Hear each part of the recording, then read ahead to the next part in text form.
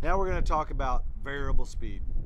In today's world, everybody's looking for energy savings, more efficient ways of doing things, and variable speed pumps are great. In fact, at Prestige, it's pretty much 95% of all the pumps we install are variable speed because of the energy savings and the flexibility to reduce the amount of water flowing to the pool. In the old days, we just had single speed pumps, and those single speed pumps were either on or off. It's kind of simple. But now we have variable speed, and we have the luxury of reducing the speed the pump's running, which ultimately saves us in our energy bills. However, a problem that people seem to fail or miss is that the pool still needs its filtration. The rule of thumb says that the filter should turn over the entire body of water, meaning it should filter the entire body of water 2 times in a day.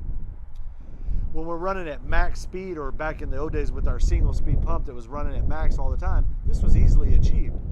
However, now when you reduce the speed, you also reduce the flow of water.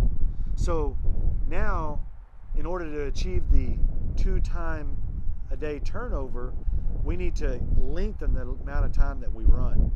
So if you were to reduce the speed by, let's say, half, well, you save more than half of your electric bill of the energy used. We cut it in more than half, so there's a savings there. But now we need to lengthen it. So back to my equation, if you were to cut the speed by half, you would double the length time. So if you were running 8 hours at full speed, and now you're going to run half speed, well, now I need to run 16 hours of runtime. This still equates to an energy savings, but it's imperative that we filter the body of water at least twice.